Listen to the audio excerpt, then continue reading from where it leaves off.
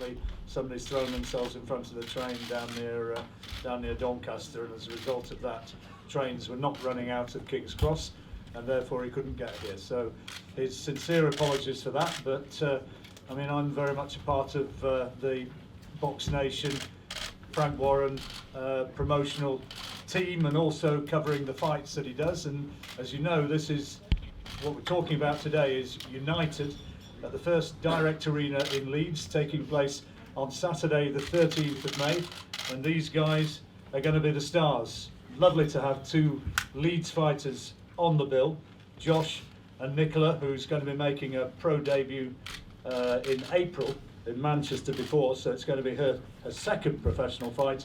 And Josh, having had a little bit of a breakout because of injury, delighted to be back, and I'm sure absolutely delighted as well to be fighting in front of an adoring Leeds public.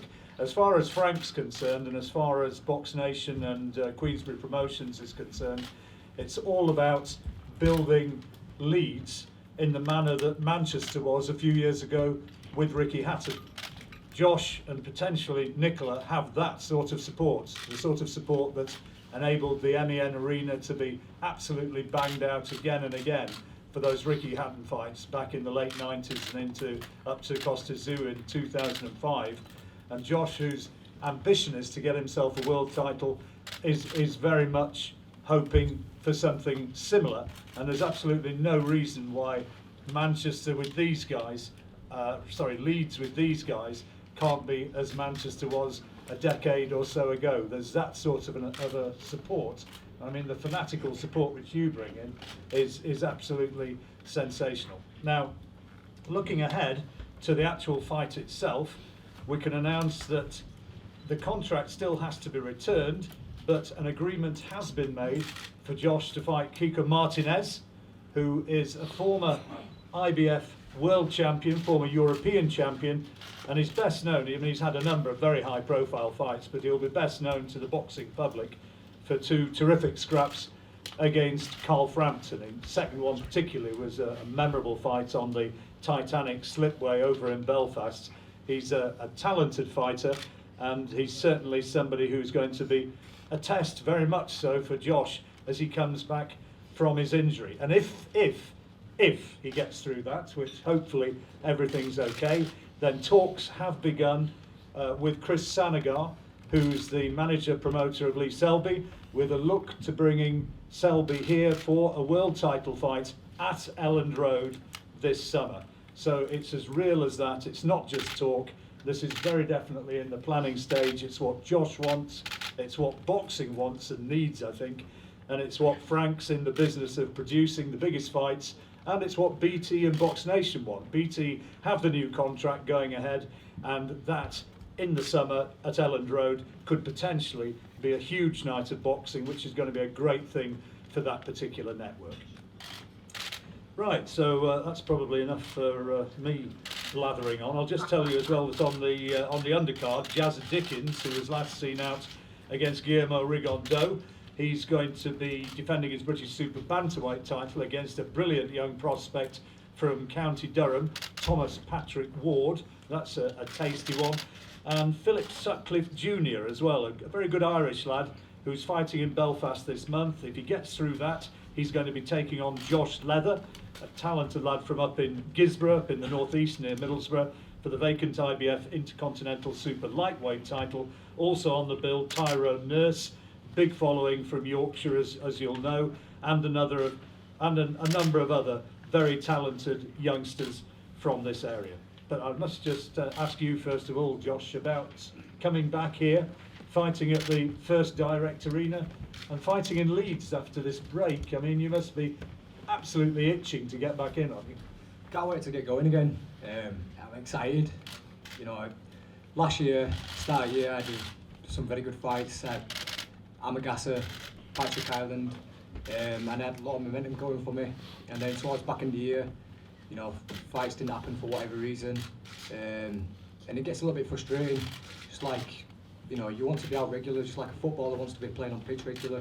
As you know, the more games a footballer gets, the more informed he can become. And it's just same with boxing. Obviously, not boxing. By the time May comes round, it'll be been nearly 10 months, but I'm excited now. You know, that little bit of a gap has given me a new lease of life. It's like I'm starting again, new promotion team, and I'm looking forward to May 13th. What was the injury exactly? I've just been suffering a long time with my elbow. It's just one of them things, you know.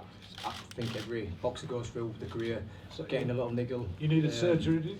Yeah, after you know, no fights were come about, I had to spend my Christmas time with a sling on. So yeah, I just had to rest up, but it's all good now, feeling fresh, and yeah, I can't wait to get going again. So are you back in the gym working now then? Yeah, like I say, I had my feet up. I wasn't allowed to get fat over Christmas, you know, having selection boxes for breakfast and stuff like that. It's all part of rehab. But yeah, I'm back punching, it feels great. And it was good to get it done then when I was a little bit quiet and didn't have fights on card. So now it's a full charge, I'm all good to go, I'm 100%. And this next couple of years, I really want to put myself there and get a world title. We've been talking about it for so long now.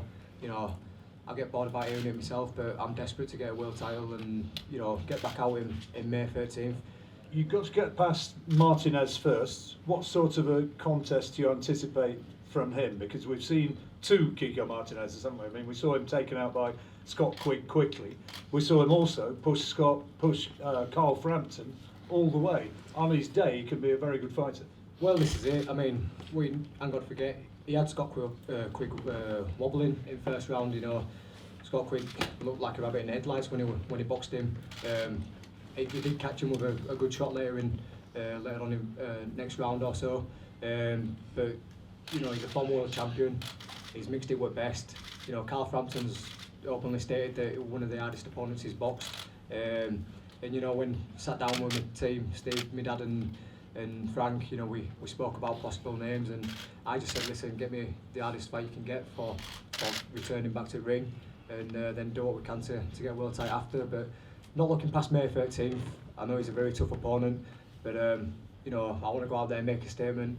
I think after my last two fights, I was really firing on all cylinders and a little bit frustrated that I couldn't get a final fight towards the end of last year. But you know, I'll be glad to be back and, like I say, real push this year for world title. I'll get to you in a minute, Nicola, don't worry. But just before we I have just got to ask you to look past this fight just a tiny bit, because we're here sitting at Elland Road, and as a Leeds lad, if you could actually get a world title fight here, what would that mean to you? It'd be more than a dream, you know. Like I say, we're just a dream to fight at the Leeds Arena and fight for the British title, and to fight here, it'd be next level. I mean, I've dreamt about having post-fight press conference here after I, you know, beat someone like Lee Selby and looking down and saying, cheers Lee, you know. It's one of them things, I'd love to be here, you know. I've been coming here since I was a young lad, and it gives me goosebumps every time I go get my seat, and any time the Leeds United ask me to go on pitch, it's surreal. So to fight for the world title here, it'd be somewhere else. But not got to look past May 13th. All focus is on that, and then see what happens after. But I would like to say it's an honour to have Nicola on undercard as well. For a while, it's just been me flying the flag for Leeds. But you've got someone here who's a bit of a crossover. Bit of an icon, isn't she? Yeah, I mean, she's created history. You've got that crossover appeal and bring a new set of fans to the arena. So it's going to be good to have her alongside flying flag for Leeds. Nicola, he's going to be a marquee fighter for BT in the brave new venture into boxing. You as well. I mean, was it a difficult decision to make after so much amateur success to say, yeah, the time's right to do the professional game? Yeah, it was. It was quite tough. I had to think about maybe doing third Olympics. Nobody's ever done the triple in boxing, so I'd have loved to have been able to do that. But I kind of wanted another challenge, and I wanted to become a world champion in the pro boxing, and that's what made me want to decide to go pro. I wanted to follow my hero, Muhammad Ali, and do as he did, became an Olympic champion, and then go on and be a world champion.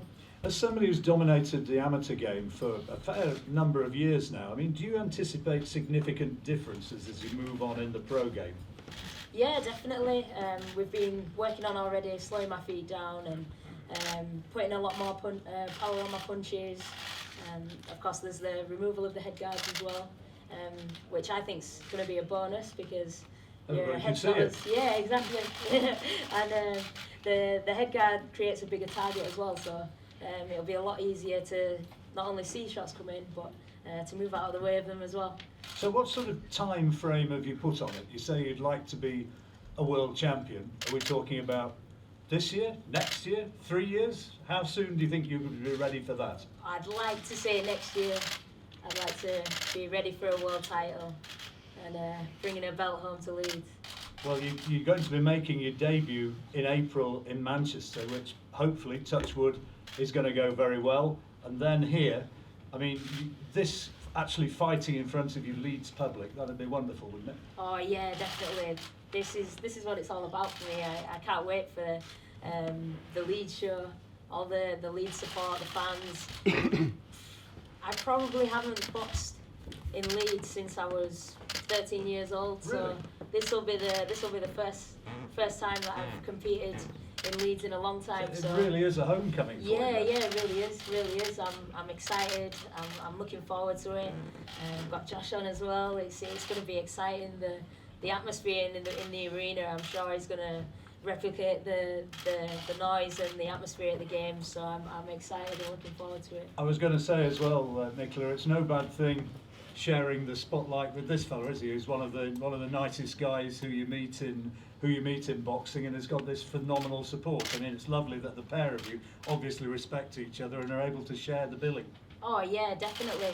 I mean, me and Josh go way back. Yeah. I remember when he was boxing when he was about 6 years old. So, you know, we go back a long way, and it's. You could have sparred him then. Yeah. She used to beat me up. True story. It's just nice to see that we've both come a long way. You know, we've been training hard, boxing and competing and doing really well for the sport. And now we're able to come together and compete on the same bill in Leeds. I'm pretty sure, I mean, it's a big call, but I'm pretty sure that between you will sell out the big arena and what is it, the first direct, 11,500 tickets or thereabouts. It's going to be a sellout, isn't it, guys? Yeah, definitely. Definitely, and for a long time, you know, while Leeds United are doing really well, you know, there's a buzz around here, and you know, people have been crying out for another fight. It seems like ever since last one, it seems everyone's having withdrawal symptoms from being at the arena. So you know, what a show to come back with, and especially with Nicola as well. Hopefully, attracting a lot more new fans. So you know, get yourself down, guys, and come see a lot of action. Even as a Sheffield United fan, I'd say, you know, I hope you do go up, and I hope that you're fighting in summer at a Premier League stadium again, because Leeds as a city deserves it. It should have it. Yeah, definitely. And you know, I've spoken a few times to the media. They said if you know, create perfect year, it'd be Leeds to get promoted back to Premiership, and for me to win a world title, you know, there'd be a few parties going on Leeds. I can tell you that. Absolutely. Sure. Right, okay, well there'll be opportunities for everybody to do your one-on-ones in a minute, but please, if you've got some questions which you want to ask the two guys right now, then please go ahead. Nicola, it was obviously a tough decision to turn pro, I think, as you've said before. Do you have any regrets now, or are you starting to really relish the prospect of that first pro fight? Yeah, no regrets. I spent pretty much, after I won the gold medal, pretty much from that moment of having the medal around my neck up until now, I've spent thinking about it, what the plan would be, what the structure would be, and yeah, I'm happy now. I found a good team, Frank, BoxNation and BT Sport. They believe in my dream, they believe what I can do, and they want to make me a world champion, and that's what I want to be. Josh, no doubt it was quite a frustrating time for you towards the end of last year with the Lee Selby situation. How determined are you to push for that Lee Selby fight now you're on this broadcasting network? I'm very determined, you know, like I say. Obviously, it got well documented last year that you know, the fight didn't get made in early July. A lot of people were saying, oh, you still boxed at the arena and this and that. There's a lot more behind the scenes than that. You know, we wanted the fight after that. Could have been made November, December time. He hadn't boxed for, it'll be nearly a year now. Obviously, he was meant to fight on weekend, it never happened. I'm just determined to get it happen. You know, I'm sick of hearing his name and people say when's it going to happen, because I'd love nothing more. And a few people have said, oh, you don't want the fight this time. I would listen. If a contract gets put to me tomorrow, I'd sign it, no problem.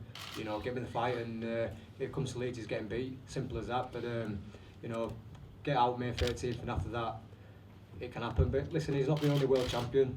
You know, I've probably got more of a call than him. I bring the support to the table. You know, there were about 5 people over to support him in Vegas, and you know, fair play to them and went over. But you know, he's a world champion. He had his mandatory defence, and you know, if he's that exciting, he'd have brought more people to the table, but he didn't. You know, feel sorry for him that the fight didn't happen. Obviously, it shouldn't happen to any fighter. It's hard when you put a lot into time and money and everything into training camp, and fights don't happen, you don't get paid. But listen, I'm available. Where does Selby sit in the pecking order of featherweights, Josh, in your mind?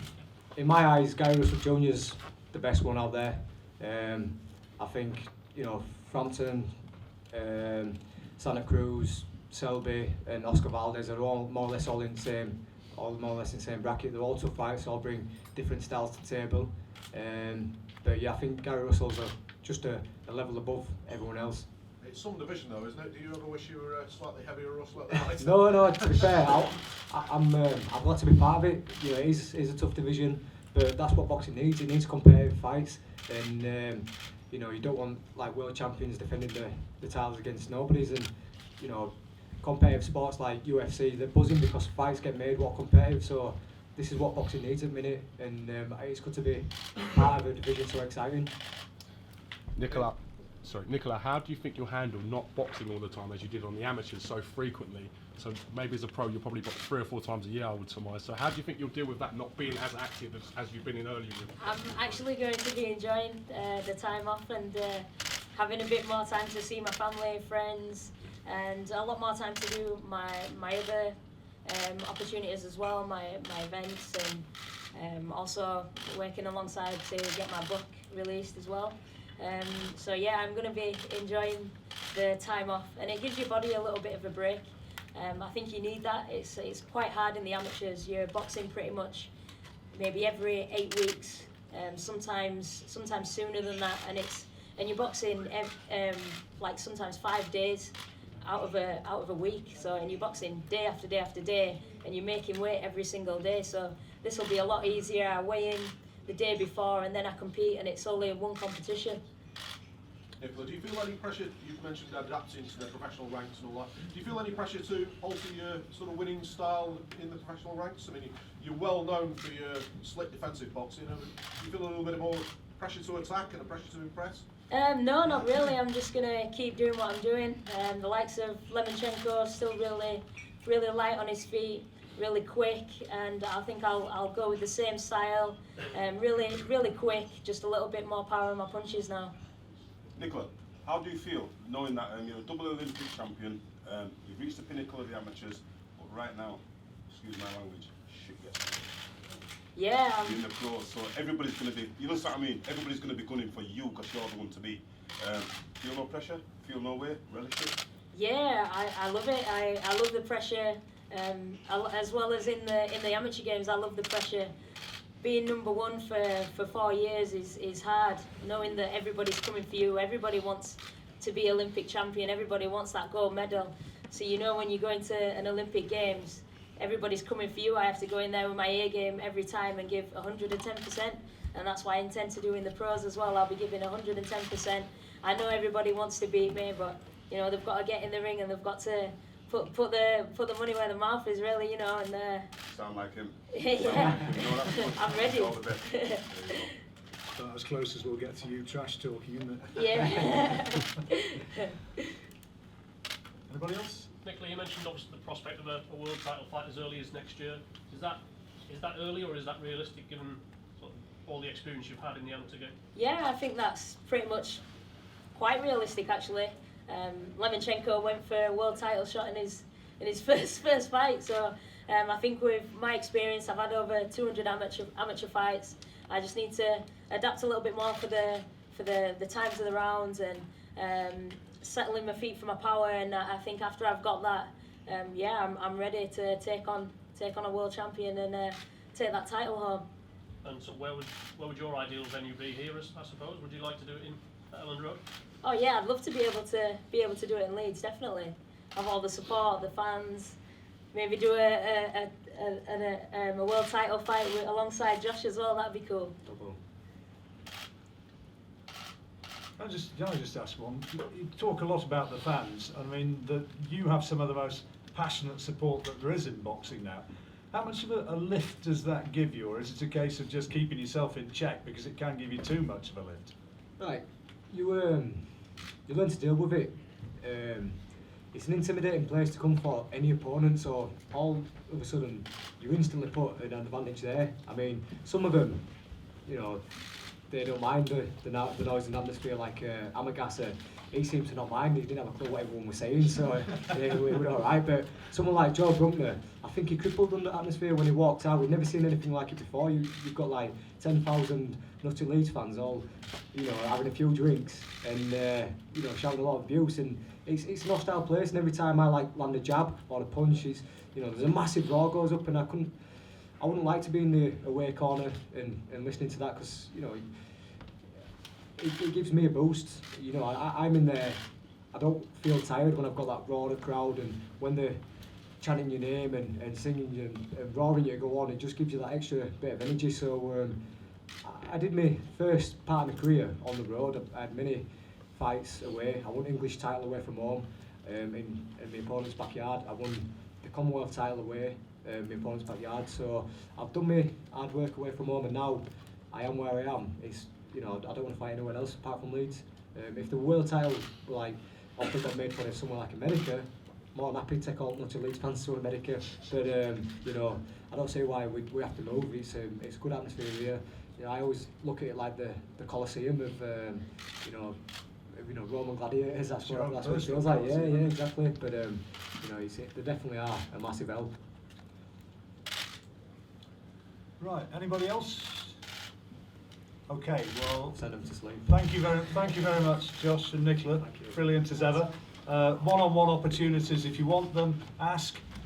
Dan's here somewhere. There he is in the suit. He's the man to speak to if you want to organise your one-on-ones. In the meantime, thank you very much for coming along, and remember, tickets are available Saturday the 13th of May, United at the First Direct Arena in Leeds. Thank you very much, everybody.